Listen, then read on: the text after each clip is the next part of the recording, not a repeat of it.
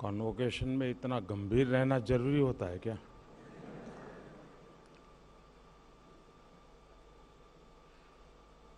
काफी सूचनाएं दी गई ऐसा लग रहा है।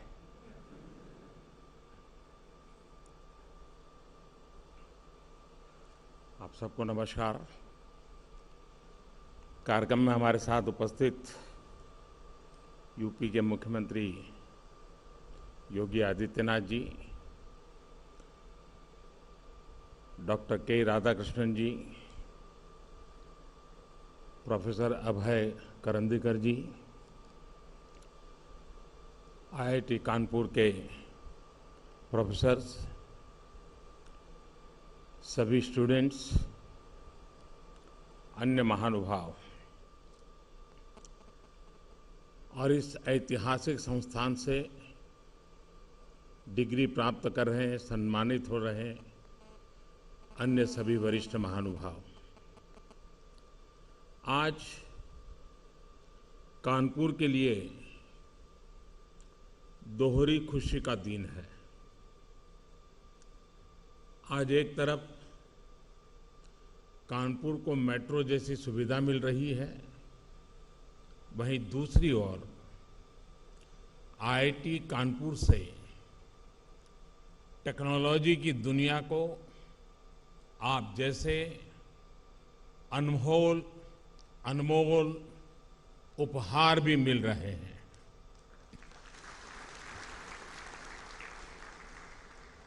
मैं अपने हर युवा साथी को ढेरों शुभकामनाएं देता हूं।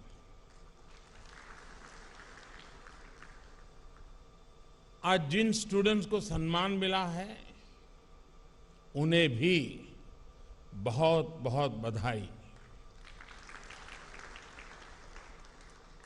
आप आज जहां पहुंचे हैं, आपने जो योग्यता हासिल की है, उसके पीछे आपके माता पिता, आपके परिवार के लोग, आपके टीचर्स, आपके प्रोफेसर्स, ऐसे अनगिनत लोग होंगे।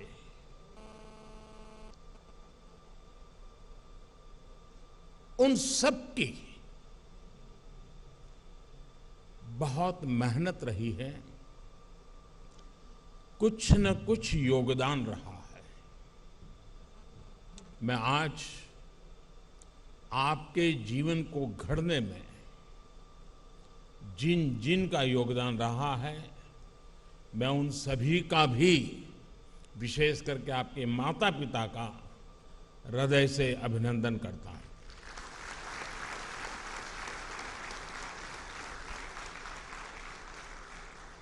साथियों, आपने जब आईआईटी कानपुर में प्रवेश लिया था और अब जब आप यहां से निकल रहे हैं, तब और अब में आप अपने में बहुत बड़ा परिवर्तन महसूस कर रहे होंगे। यहां आने से पहले एक फियर ऑफ अननोन होगा, एक क्वेरी ऑफ अननोन होगी। पहले आपकी नॉलेज, आपकी क्वेरीज का दायरा, आपका स्कूल, कॉलेज, आपके मित्र, आपका परिवार, आपके अपनों के बीच सिमटा हुआ था। आईआईटी कानपुर ने आपको उससे बाहर निकालकर एक बहुत बड़ा कैनवास दिया है। अब फियर ऑफ अननोन नहीं है, अब आप पूरी दुनिया को एक्सप्लोर करने का हौसला लेकर के आगे बढ़ रहे हैं। अब क्वेरी ऑफ अननोन नहीं है, अब क्वेस्ट फॉर द बेस्ट पूरी दुनिया पर छा जाने का सपना है। और जितनी लर्निंग आपकी क्लासरूम में हुई, या जितना आपको अपनी क्लास में सीखने को मिला, उतना ही आपने अपने क्लासरूम के बाहर अपने साथियों के बीच एक्सपीरियंस किया है। क्लासरूम में आपके विचारों का, आपके आइडियाज का विस्तार हुआ। क्लासरूम के बाहर आपके व्यक्तित्व का विस्तार हुआ, आपकी पर्सनालिटी विकसित हुई है। आपने आईआईटी कानपुर में जो अर्जित किया, जो विचार समृद्ध हुए, वो एक ऐसी मजबूत फाउंडेशन है, फोर्स है, जिसकी शक्ति से आप जहां भी जाएंगे वहां कुछ नया करेंगे, अनोखा करेंगे, कुछ वैल्यू एडिशन करेंगे।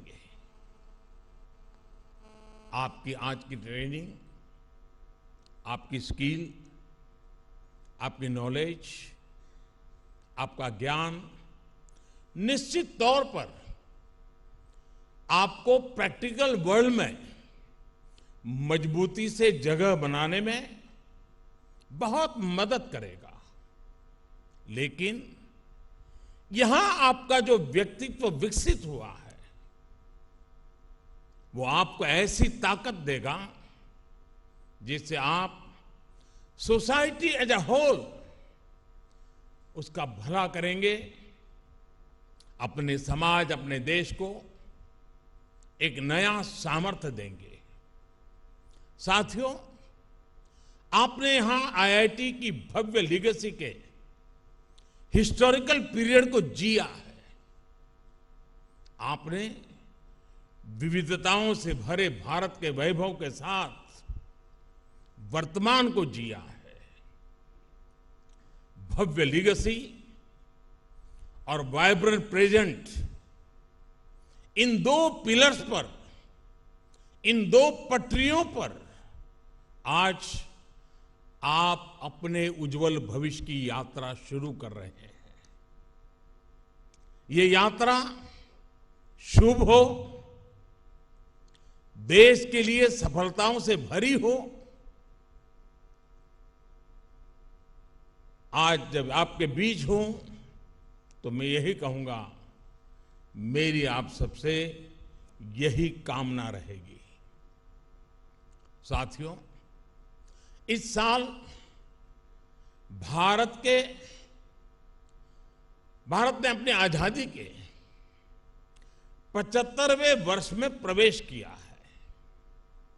हम सभी अमृत महोत्सव मना रहे हैं।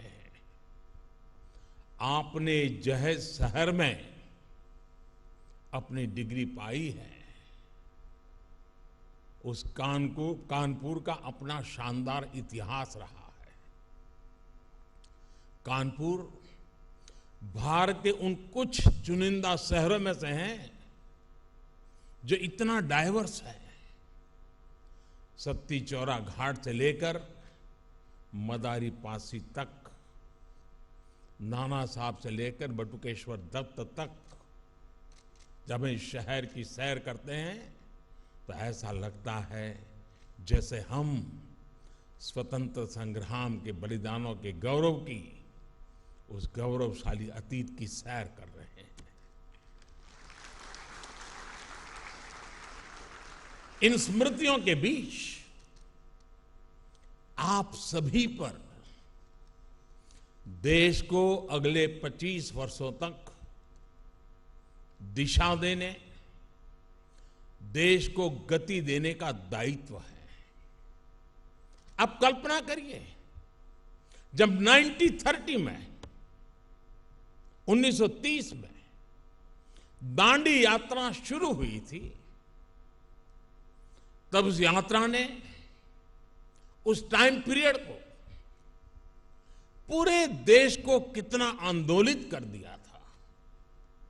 उस समय देश जितना चार्ज था, उसने आजादी के लिए भारत के जन जन में एक अभूतपूर्व विश्वास पैदा कर दिया था। हर भारतवासी के मन में विजय का विश्वास भर दिया था।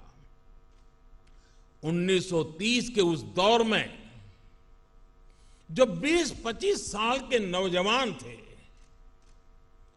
1947 तक उनकी यात्रा और 1947 में आजादी की सिद्धि उनके जीवन का गोल्डन फेज थी। आज आप भी एक तरह से उस जैसी ही गोल्डन एरिया में कदम रख रहे हैं। ये गोल्डन एरा है आपके लिए। जैसे राष्ट्र के जीवन का अमृत काल है, वैसे ही ये आपके जीवन का भी अमृत काल है। अमृत महोत्सव की इस घड़ी में जब आप आईआईटी की लीगेसी लेकर निकल रहे हैं, तो उन सपनों को भी लेकर निकले कि 2047 का भारत कैसा होगा। आने वाले 25 सालों में भारत की विकास यात्रा की बागडोर आपको ही संभालनी है।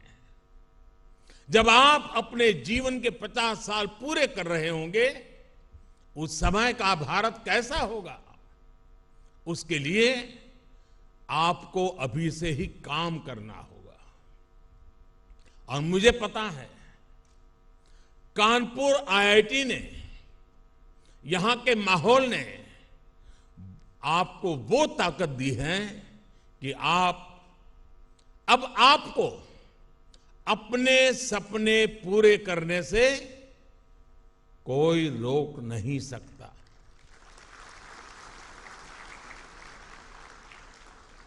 ये दौर, ये 21वीं सदी पूरी तरह टेक्नोलॉजी ड्रिवन है। इस दशक में भी टेक्नोलॉजी अलग अलग क्षेत्रों में अपना दबदबा और बढ़ाने वाली है। बिना टेक्नोलॉजी के जीवन अब एक तरह से अधूरा ही होगा। ये जीवन और टेक्नोलॉजी की स्पर्धा का युग है और मुझे विश्वास है कि इसमें आप जरूर आगे निकलेंगे। आपने अपनी जवानी के इतने महत्वपूर्ण वर्ष टेक्नोलॉजी का एक्सपर्ट बनने में लगाए हैं। आपके लिए इससे बड़ा अवसर और क्या होगा। आपके पास तो भारत के साथ ही पूरे विश्व में टेक्नोलॉजी के क्षेत्र में योगदान करने का बहुत बड़ा अवसर है। साथियों, हमारी आईआईटीज तो हमेशा टैलेंट और टेक्नोलॉजी की इंक्यूबेशन सेंटर रही है और आईआईटी कानपुर की तो अपनी एक अलग ही रेपुटेशन रही है। आपने अपनी खुद की कंपनी एक्वाफ्रंट इंफ्रास्ट्रक्चर के जरिए बनारस के खिड़किया घाट पर दुनिया का जो पहला फ्लोटिंग सीएनजी फिलिंग स्टेशन विकसित किया है, वो बेहतरीन है। इसी तरह आपने एग्रीकल्चर के क्षेत्र में स्टेट ऑफ आर्ट टेक्नोलॉजी विकसित की है। दुनिया की पहली पोर्टेबल सॉइल टेस्टिंग किट बनाई है। 5G टेक्नोलॉजी में तो आईआईटी कानपुर का काम ग्लोबल स्टैंडर्ड्स का हिस्सा बन चुका है। ये संस्थान ऐसी अनेक सफलताओं के लिए बधाई का पात्र है। ऐसे में आपकी जिम्मेदारियां भी कई गुना बढ़ गई हैं। आज आर्टिफिशियल इंटेलिजेंस के क्षेत्र में, एनर्जी एंड क्लाइमेट सॉल्यूशंस में, हाईटेक इंफ्रास्ट्रक्चर के क्षेत्र में देश के सामने बहुत बड़ा स्कोप है। हेल्थ जैसे सेक्टर भी आज टेक्नोलॉजी ड्रिवन होते जा रहे हैं। हम एक डिजिटल डायग्नोसिस के एरा में है, रोबोट असिस्टेड ट्रीटमेंट के एरा में पैर रख रहे हैं। हेल्थ डिवाइसेस अब घर की एसेंशियल बन गई है। डिजास्टर मैनेजमेंट में चुनौतियों का सामना भी हम टेक्नोलॉजी के जरिए ही कर सकते हैं। आप कल्पना करिए, हम कितनी व्यापक संभावनाओं के गेट पर खड़े हैं।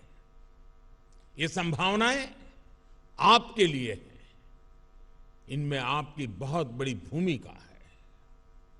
ये आपके लिए देश के प्रति केवल जिम्मेदारियां नहीं, बल्कि ये वो सपने हैं जिन्हें हमारी कितनी ही पीढ़ियों ने जिया है।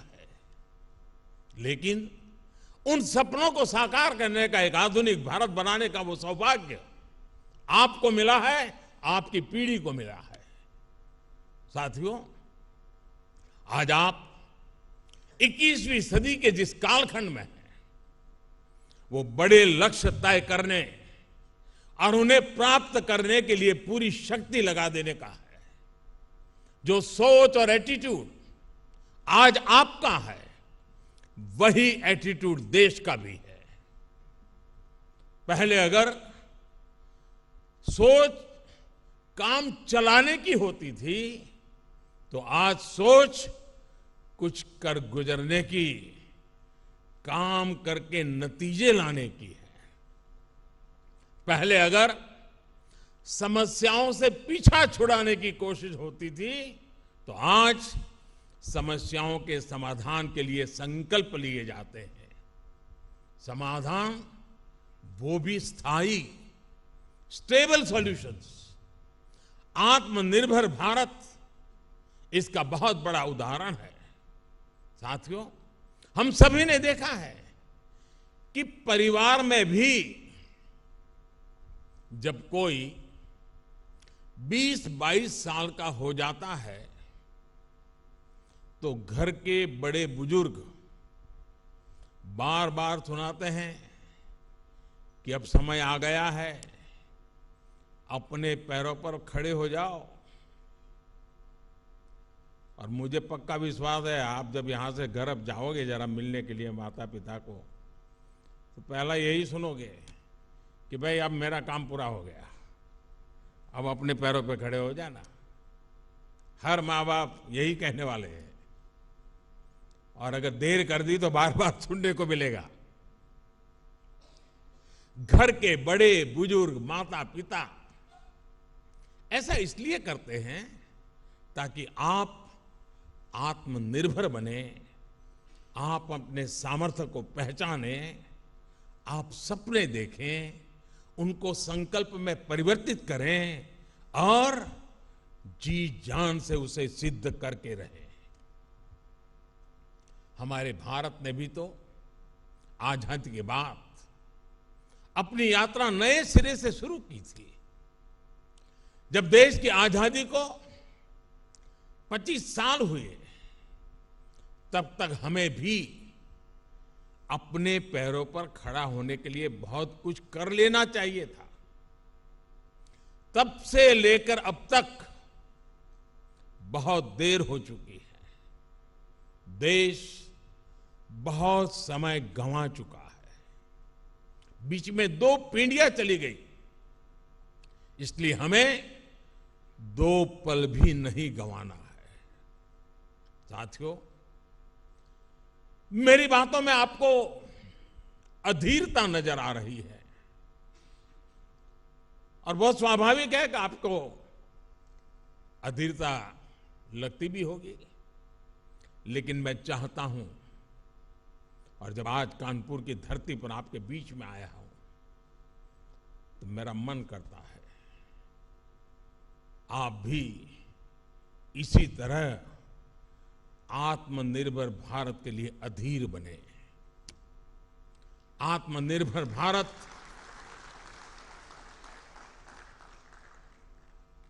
पूर्ण आजादी का मूल स्वरूप ही है, जहां हम किसी पर भी निर्भर नहीं रहेंगे। स्वामी विवेकानंद ने कहा था, Every nation has a message to deliver, a mission to fulfill, our destiny to reach.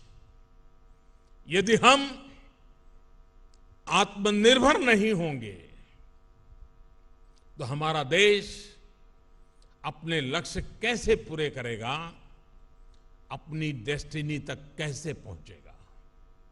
साथियों, आप ये कर सकते हैं, मेरा आप पर भरोसा है। और मैं जब आज इतनी बातें कह रहा हूं, इतनी चीजें कर रहा हूं, तो मुझे उनमें आपका चेहरा नजर आता है। आज देश में जो एक के बाद एक बदलाव हो रहे हैं, उनके पीछे मुझे आप ही का चेहरा नजर आता है। आज जो लक्ष्य देश तय कर रहा है, उसकी प्राप्ति की शक्ति भी देश को आपसे ही मिलेगी। आप ही हैं जो ये करेंगे और आपको ही करना है। ये अनंत संभावनाएं आपके लिए ही हैं और आपको ही इन्हें साकार करना है। देश जब अपनी आजादी के 100 वर्ष मनाएगा, उस सफलता में आपके पसीने की महक होगी, आपके परिश्रम की पहचान होगी। और आप ये भली भांति जानते हैं कि बीते वर्षों में किस तरह आत्मनिर्भर भारत की नींव तैयार करने के लिए, आपका काम आसान करने के लिए देश ने किस तरह काम किया है। पिछले 7 सालों में देश में startup India, stand up India जैसे प्रोग्राम शुरू हुए, अटल इनोवेशन मिशन और पीएम रिसर्च स्कॉलरशिप के जरिए देश युवाओं के लिए नए रास्ते बना रहा है। नेशनल एजुकेशन पॉलिसी के साथ फ्यूचरिस्टिक टेम्परामेंट की नई पीढ़ी को तैयार करने की शुरुआत हो रही है।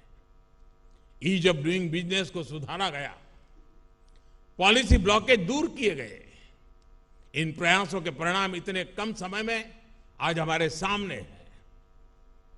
आजादी के इस 75वें साल में हमारे पास 75 से अधिक यूनिकॉर्न्स है, 50,000 से अधिक स्टार्टअप है। इनमें से 10,000 स्टार्टअप तो केवल पिछले 6 महीनों में आए हैं।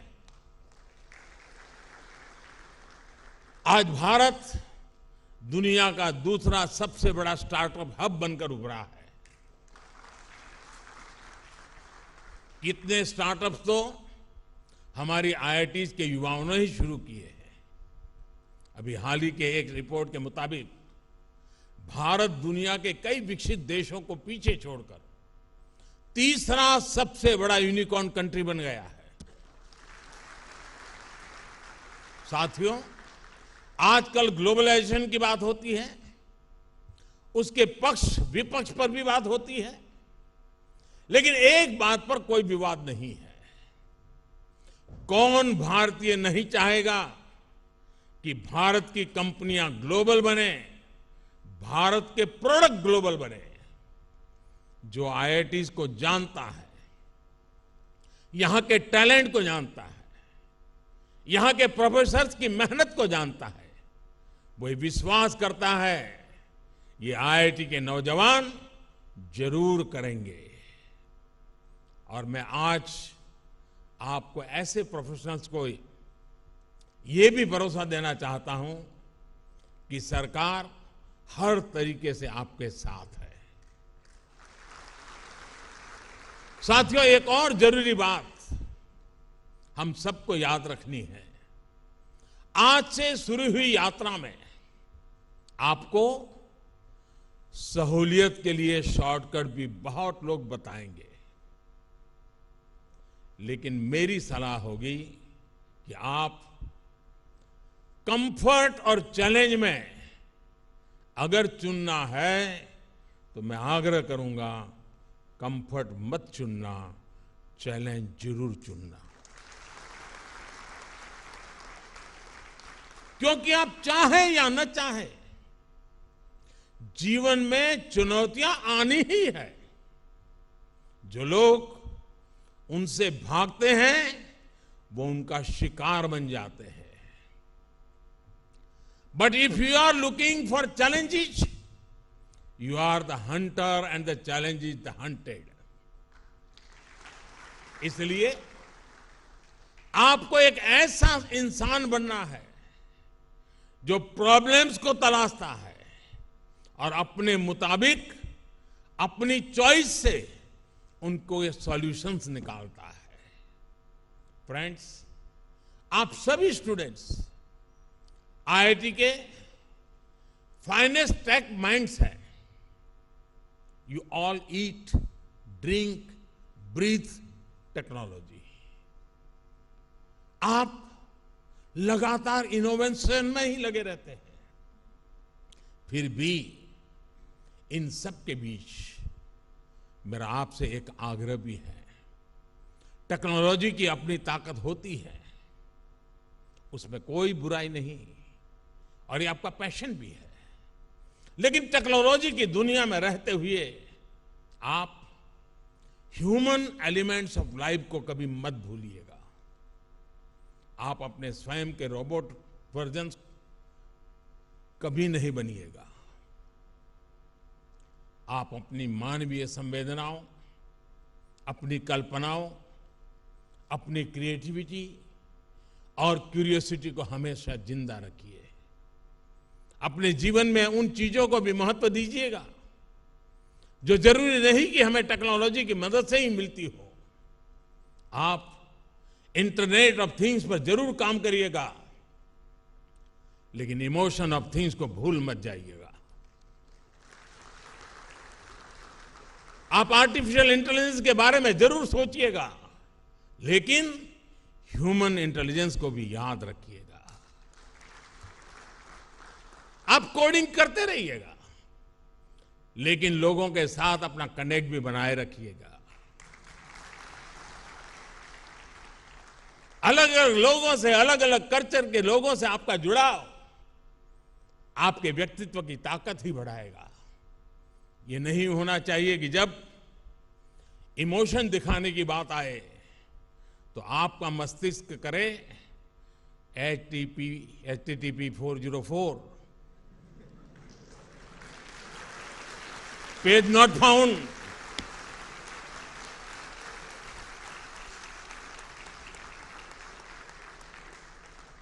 जब बात शेयरिंग की हो, शेयरिंग ऑफ जॉय और काइंडनेस की हो, तो कभी कोई पासवर्ड नहीं रखिएगा।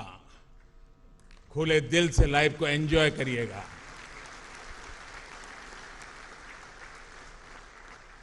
वैसे में जो अभी शेयरिंग ऑफ जॉय की बात की है, तो मुझे पता है कि ये शब्द आपको बहुत कुछ याद भी दिला रहा है। सागर ढाबा,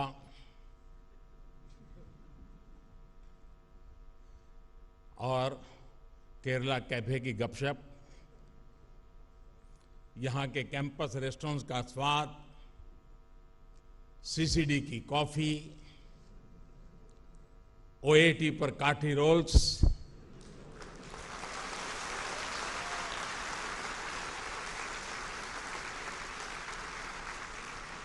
और एमटी पर चाय और जलेबी,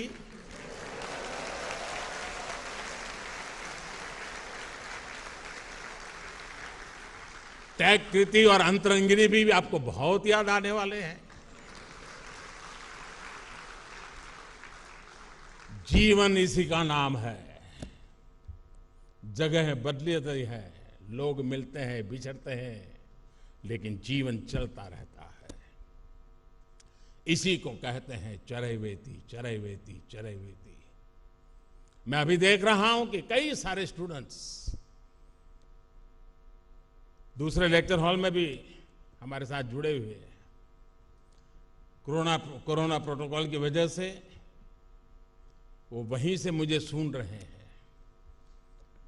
अगर आप लोगों की अनुमति होगी और आपके इस प्रोटोकॉल में कोई तकलीफ ना हो तो मैं जरूर वहाँ जाना चाहूँगा, उनसे मिलना चाहूँगा, उनसे रूबरू मिलूँगा।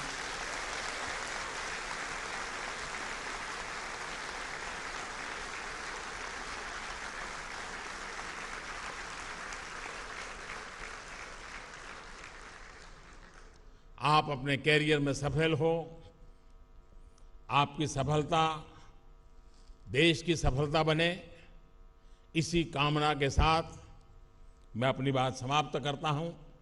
आप सभी को एक बार फिर बहुत बहुत शुभकामनाएं देता हूं। बहुत बहुत धन्यवाद।